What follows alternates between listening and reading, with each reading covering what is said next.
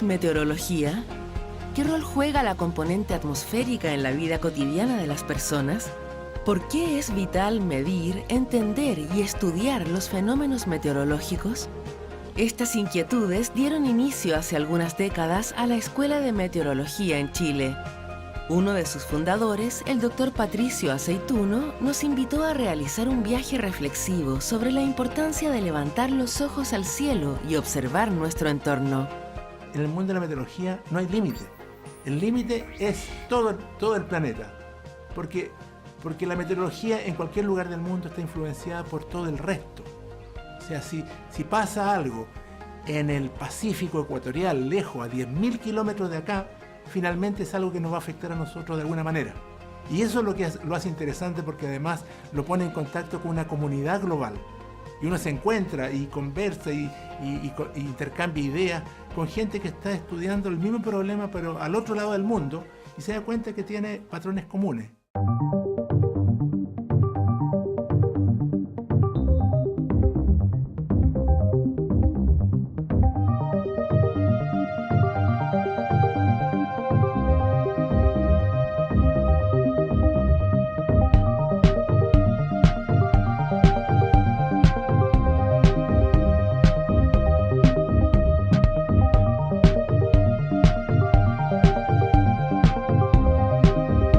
Ubicado en el extremo sur de América, gracias a la orientación norte-sur del territorio, Chile tiene en su patrimonio condiciones climáticas muy diversas. Tanto en el norte como en el sur del país se ha realizado poca investigación y aún quedan muchas preguntas por responder. ¿Qué factores contribuyen a que el desierto de Atacama sea el más árido del mundo? ¿Qué condiciones generan el récord mundial de lluvia en la isla Guarelo, con más de 6 metros de lluvia al año? ¿Cómo genera variaciones climáticas la cordillera de los Andes?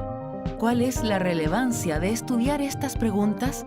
Comprender las dinámicas climáticas de estas regiones únicas en el mundo permitirán comprender las dinámicas del clima en todo el hemisferio sur.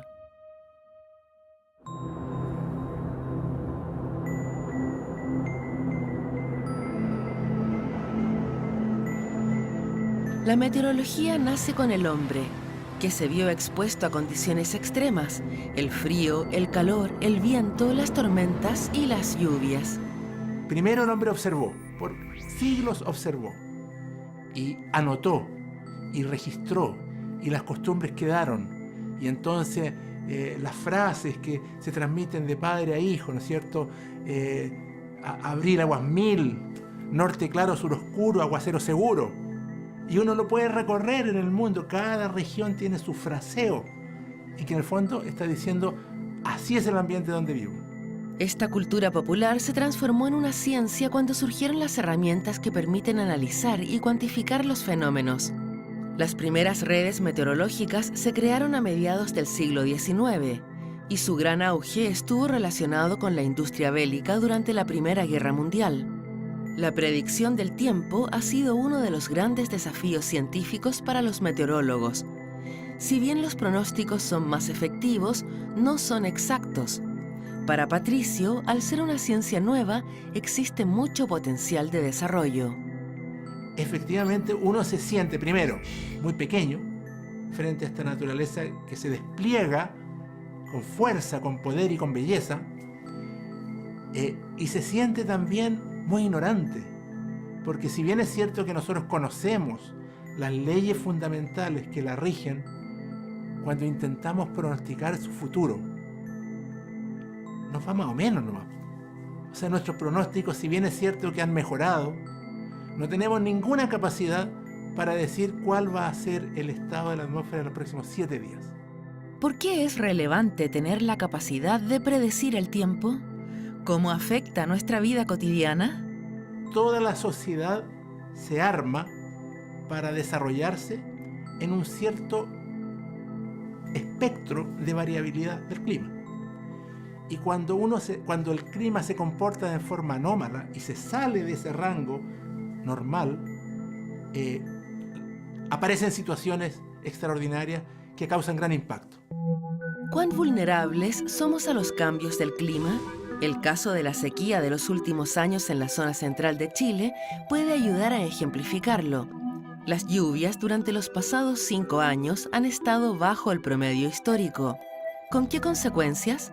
Las fuentes de agua se están secando y los Andes rara vez están nevados. Esta condición afecta a la cultura y la economía.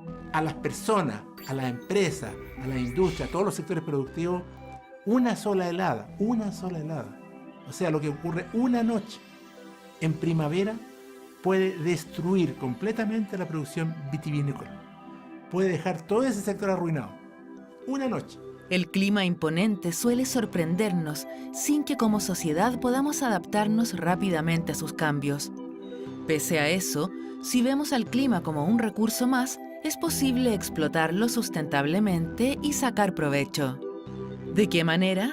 Aprovechando la ventaja de la ausencia de nubes en el norte para desarrollar otras ciencias como la astronomía, obteniendo agua de la Camanchaca matinal en la costa con ayuda de atrapanieblas, potenciando la productividad agrícola de la zona central, que intercala una estación seca con una más húmeda y que acumula recursos hídricos en la cordillera, aumentando la riqueza de los suelos, generando energía de los vientos fuertes del extremo sur, desarrollando el turismo en torno a nuestro patrimonio natural, que existe gracias a las particulares condiciones climáticas de nuestro país. Para Patricio, uno de los grandes atractivos de esta ciencia está en que es posible estudiar fenómenos hermosos e impresionantes, en los que confluyen muchas ramas de la ciencia, como la física, la química y la matemática, que se mezclan con la cultura de los pueblos y sus formas de ver el mundo. Círculo en la luna, novedad ninguna. Círculo en el sol, aguacero temblor. ¿Qué es lo que está mostrando? Está hablando de un fenómeno que es físico, que tiene características muy particulares, muy definidas. Uno podría decir exactamente si se va a formar un halo en el sol o en la luna, va a estar a tal distancia del sol, no en cualquier distancia. Fenómenos como los arcoíris. Una maravilla de cómo millones de gotitas flotando en el aire, iluminadas por el sol, son capaces conjuntamente en armar un espectáculo geométrico muy definido, con los colores exactamente distribuidos de una cierta forma. Fenómenos como los espejismos, que se forman también debido a particulares condiciones en la atmósfera pegada al suelo. En los fenómenos meteorológicos también hay poder y energía. Esto se evidencia cuando después de días de contaminación en la ciudad, llega la lluvia. La capacidad del hombre es demasiado pequeña para modificar las condiciones que hacen que la atmósfera en Santiago se contamine. Se han ideado, han salido 20.000 ideas locas de cómo evitar la contaminación, desde horadar cerros, hacerle túnel a los cerros, cubrir las laderas de los cerros con algún material que produzca una especie de chimeneas que lleven la contaminación vaya arriba.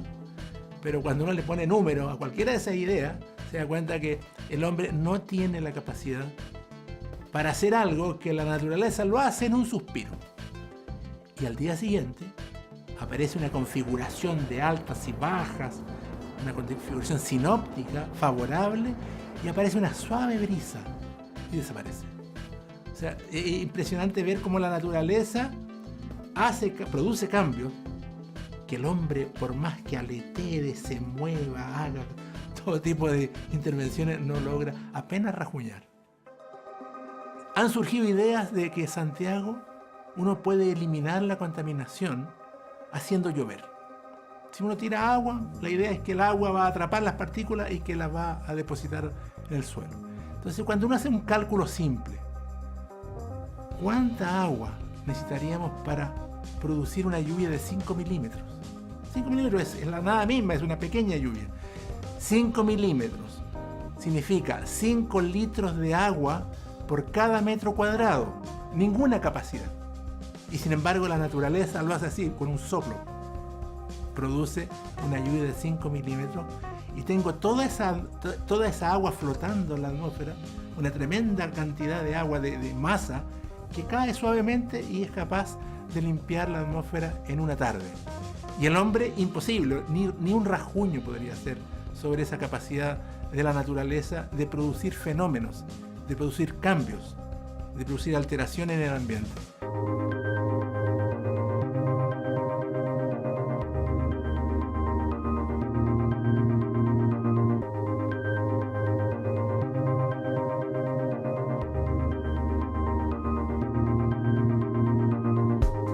En esta serie constataremos que la meteorología es un área de la ciencia que tiene fuerza, belleza, persistencia y cambios, planteando a los hombres infinitos desafíos.